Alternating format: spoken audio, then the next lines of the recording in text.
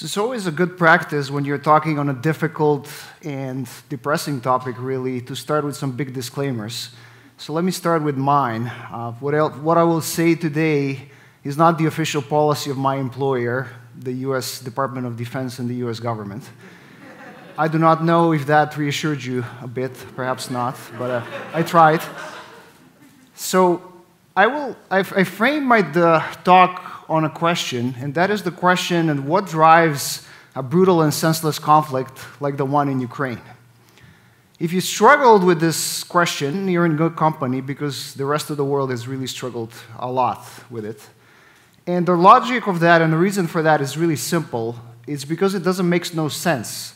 Even within the logic of Russia's own domestic and foreign policy in particular. It has no good reason to be pursued in the way it is.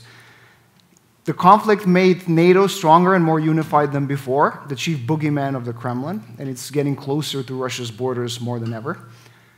It's also wrecked the Russian economy. Even a less imposing set of sanctions would have done so.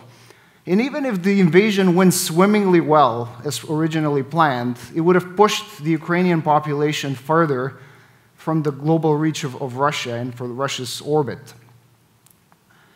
So the reason why this is so confusing is we're looking in the wrong direction in many ways. And the key source of the conflict really lies in Russia's domestic politics and in a phenomenon that is much broader than Russia itself and affects many more countries than just Russia. And that is the rise of elected strongmen in the mold of Vladimir Putin. These are regimes that adopt democratic institutions. They adopt constitutions, they have multi-party elections, they have legislatures, judiciaries, but don't undermine them in practice to rule as dictatorships. They're pretty spread around the world, and they've grown into the biggest threat to democracy in some of the years that are in the last couple of decades in particular. And let me show you some figures, actually, if you're a lover of big data, if you want to see some evidence, how they evolved over time. So if you look back into the period from the 70s onwards, there was this big rise of democracies throughout the world. So first gradual, then sudden after the 90s. And in the same period, you have a precipitous, dramatic decline of old-style, unelected dictatorships, such as military regimes, one-party regimes, which were really the ones that didn't have elections.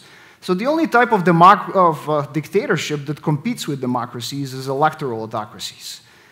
They have consistently controlled about a third of the countries in the world, including countries as geopolitically significant as Russia, Turkey, Nigeria at some points, Egypt, Venezuela, and many others. And they have grown into the biggest threat to democracy in the world today. They have even made some breakthroughs in bastions of democracy, such as the European Union and NATO, by taking over in countries like Hungary under the rule of Viktor Orban. And they're even threatening established democracies in many ways. But what does this have to do with conflict, you might ask? Well, if you dig deeper and research these regimes, you see that they're products of conflict, and they need conflict to survive and sustain their rule in many ways, because the trauma of conflict is what gives them the ability to get a grip on their populations and convince them that they're necessary to maintain order and stability in these countries. Again, if you don't trust me, let me show you some data. If we look at the rates of conflict and economic development in countries that have experienced electoral authoritarian rule and break the histories of these countries in 3 periods, so the immediate period before they rise to power, during their rule, and all other periods in the histories of these countries, you notice 2 very distinct patterns. So first, looking at conflict, you see that the periods before, or just before they emerge, are the most conflict-prone periods in the histories of these countries. Do the same for economic development, and you see the 3-year periods before the emergence of elected strongmen are the worst economically performing periods in the histories of these countries. So basically, these strongman regimes convince their people that they're the best solution to these problems, that with their iron rule, they break through all the issues and problems they're facing, and they can fix anything, basically. Let me show you how this works in practice. This appeal is essential, that they're the strong solution to any problems countries face. So this is Russia under Putin. Putin became enormously popular by promising to raise Russia from its knees after its enormous collapse in the 1990s. Then every campaign he ran after that was premised on the idea that he is the strong, effective leader and ruler that Russia needed. The basic subtext, actually, to all this is that while Putin is there, so is Russia. If Putin is gone, Russia will collapse, as one of his cronies famously claimed at one point. Turkey's Erdogan is much less aggressive than Putin, but he took some parts of the Putin playbook, and as you can see, he's projecting pretty much the same image. Add strength to Turkey's power if you vote for him in one of the Turkish elections. A more blunt slogan has been, if you want bread, vote for Erdogan. And this is kind of the type of scaremongering that makes populations basically turn to this type of, take comfort in the strongman, if you like, in many ways. The perfect example of scaremongering is actually Egypt under el-Sisi. So one of the catchphrases of Sisi's supporters has been, at least we're not Iraq or Syria.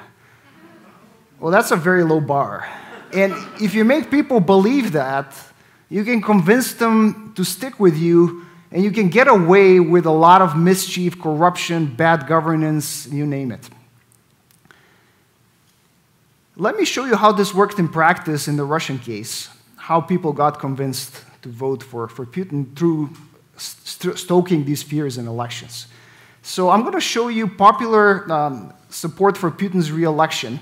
So how many people actually wanted Putin to stay in power after the end of this current term at the moment when they were polled? So around 2013, you'd see actually that more Russians openly professed they would like Putin to leave at the end of his current term than to stay in power. And then Putin annexed Crimea, and see what happens after that. You see a complete reversal of patterns. So impressed by Russia's power projection, this projection that it is a great power again, and by the imagined external threat it created with this invasion, they want to stick with their strongmen again. And this rally lasted for 4 years after that, allowing very easy re-election for Putin in 2018. But then they started getting tired of him again. And these lines were going to cross at the end of about 2021. And you know what happened after that? The invasion of Ukraine happened. So this pattern is repeated in every electoral autocracy. Whenever they get threatened by popular revolt and rejection by their populations, they stir and create and manufacture the crises that justify the repression and the system they project and create. So you might ask, what can you do about this? Well, in your free time with dealing with such small problems like global warming, you also need to think about these regimes and how to respond to them and how to act to them. And there are really 4 basic, simple strategies to begin with. One is actually the same as the one we need to deal with global warming, and that is to stop fueling electoral authoritarians by moving away from hydrocarbons as a key energy source. So hydrocarbons literally fuel electoral authoritarianism, especially in some of the key countries, by providing an easy source of income, which is non-taxable income for these regimes, and that one is crucial for the corruption that they use to subvert democracy from the inside. It's also useful to sustain the security services and the militaries they use to suppress their own population and to threaten other countries in the world. The second policy should be to crack down on offshore corruption. And let me give you one figure to illustrate the scale of the problem here. 75% of Russia's wealth was offshore before this invasion of Ukraine we're experiencing right now. So that's 3/4 of Russia's economy was offshore, much of it stolen by corrupt officials and placed in foreign bank accounts, property, yachts, you name it. And this was crucial for sustaining Putinism because this corrupt money gave the leverage to the system to incite officials to break the law, subvert democracy, to keep cronies loyal, and so on. Western economies and financial institutions shouldn't be facilitating this. The third key strategy is to really help the nations, or the potential targets, really, of the aggression by strongman regimes to defend themselves. These are nations that are usually used as props by strongman to project their negative energies, if you like, to invade and to create external threats and to justify their rule at home. In the last few years, there was a great reluctance on the Western countries to support countries like Ukraine out of fear that this might provoke an invasion by Russia. Well, what we learn now is that what provokes strongmen is actually weakness, the expectations that they will meet no resistance when they're projecting their aggression. Finally, we shouldn't forget to reinforce and safeguard established democracies, and especially that no democracy is really safe from this kind of regime.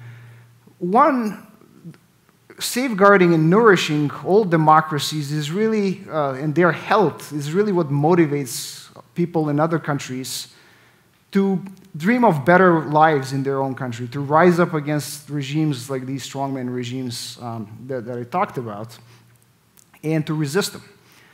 Also, no democracy is safe from these regimes, and every democracy is really one big enough crisis away from strongmen becoming an attractive alternative for some chunks of the population.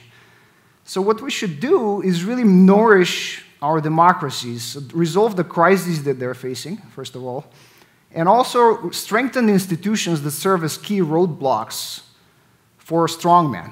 And these are media institutions, representative institutions, judiciaries, and key governance structures. For all it takes for strongmen to take over in a lot of democracies, and really all democracies, is for the societies to do nothing. Thank you very much.